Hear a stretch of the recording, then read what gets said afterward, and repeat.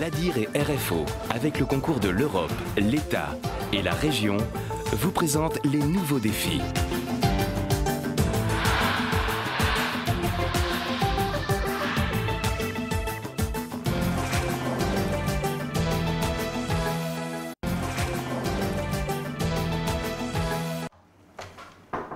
Oui, bonjour. Donc nous allons faire votre abonnement, donc la mise en eau, ça sera fait pour demain. Donc c'est sous 24 heures. Tout commence ici. Pour que l'eau coule au robinet chez vous, il faut bien sûr ouvrir un compte. Quelques papiers administratifs à fournir, c'est essentiel pour qu'un agent mette en service votre compteur.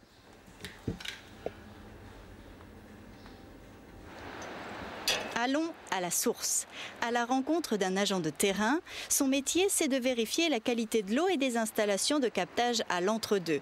Hugues est agile et sportif. Heureusement, c'est essentiel étant donné son cadre de travail. On est à la source des songes. On arrive principalement par des échelles qui sont fixées sur la falaise un peu plus haut.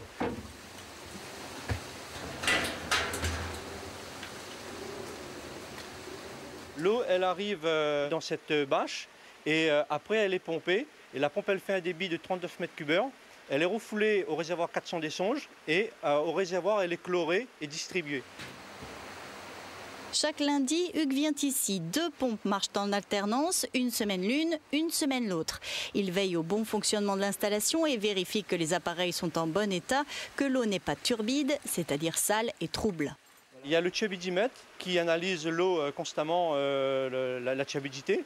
Et si le taux de turbidité monte d'un coup, ça fait évacuer l'eau au niveau d'une vanne de vidange. Et l'eau turbide, on l'évacue à l'extérieur.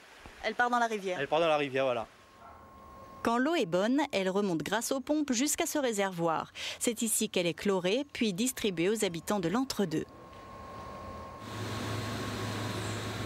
À la possession, l'eau subit un traitement plus poussé. Ici, à Pichette, l'usine de traitement reçoit l'eau du basculement des eaux. Sur l'ensemble du territoire, il y a différents captages, des différentes ressources d'eau. Vous avez des ressources souterraines qu'on va chercher à l'aide de forage et des eaux de surface également. Le transfert des eaux est une eau de surface, donc qui nécessite un traitement particulier par rapport à son origine. Une problématique que nous rencontrons, c'est pendant la saison cyclonique où la qualité de l'eau brute peut varier du simple au double en l'espace de quelques heures. Et donc, nous devons y faire face. Quelles que soient les conditions climatiques, l'eau doit être de bonne qualité à la sortie de l'usine. Elle est acheminée dans ces grands réservoirs, puis redistribuée chez les usagers. Et parfois, l'eau n'arrive plus à destination ou sort par des endroits non prévus. Ligne des bambous, une fuite endommage le bitume dans cette petite rue. Il faut intervenir vite. Donc on était sur une intervention à Saint-Pierre. Dès qu'on a terminé, on est venu dès que possible pour faire la réparation. Il faut aller fermer une vanne ou plusieurs vannes, ça dépend des secteurs, quoi. Et puis après, attendre que l'eau s'assèche et fouiller, après fouiller, bien dégager. Après, éventuellement rouvrir le réseau pour voir où est la fuite et après réparer, quoi. L'eau dans le quartier a été coupée le temps des travaux. Il faut réparer rapidement pour rendre l'eau aux clients et bien sûr la route aux automobilistes. En quelques heures, la cause de la fuite a été identifiée et une réparation mise en place. Les métiers de l'eau regroupent plusieurs spécialités. Il faut, comme on vient de le voir, capter l'eau, la traiter et la distribuer. Il faut aussi traiter les eaux usées, comme ici à Pierrefonds. Dans cette station d'épuration, le chemin de l'eau se termine. On vérifie la qualité de l'eau avant de la rendre à la nature. Ici, vous êtes au laboratoire régional de Veolia-Eau. Ici, nous contrôlons le bon fonctionnement de toutes les stations d'épuration que nous exploitons. Donc, nous avons des échantillons qui arrivent très régulièrement dans ce laboratoire. On contrôle l'eau qui arrive dans chacune de ces stations d'épuration et également l'eau traitée qui est rejetée au milieu naturel. Et ce laboratoire ne travaille pas de manière isolée.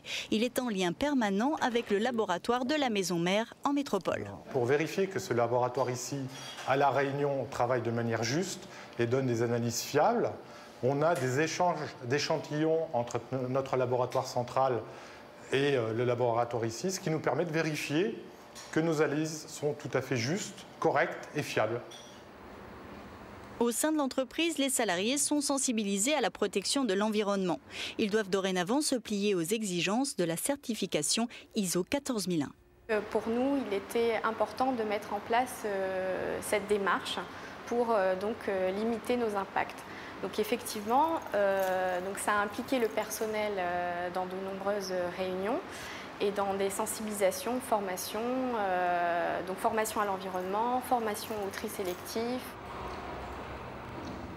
L'entreprise se modernise, elle investit pour réduire ses nuisances et traiter les boues d'épuration. Ces grandes serres pourront bientôt accueillir les boues pour les sécher. En 30 ans, l'entreprise a beaucoup évolué ses métiers. Aussi, elle compte aujourd'hui 300 salariés qui interviennent sur l'ensemble de l'île. Elle fournit l'eau à 200 000 foyers réunionnais.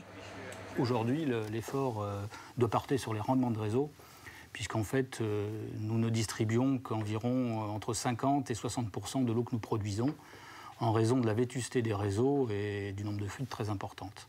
Donc il y a un gros effort à faire en renouvellement de canalisation. Alors ça, c'est au niveau de l'eau potable, et vous savez qu'au niveau de l'assainissement aussi, La Réunion a de gros efforts à faire pour se mettre aux normes européennes. Les investissements, ce sont les collectivités qui les financent et les décident sur les conseils des professionnels. Ce n'est pas le travail qui manque, et avec de nombreux métiers techniques et spécialisés à découvrir. Des métiers d'avenir, ça coule de source.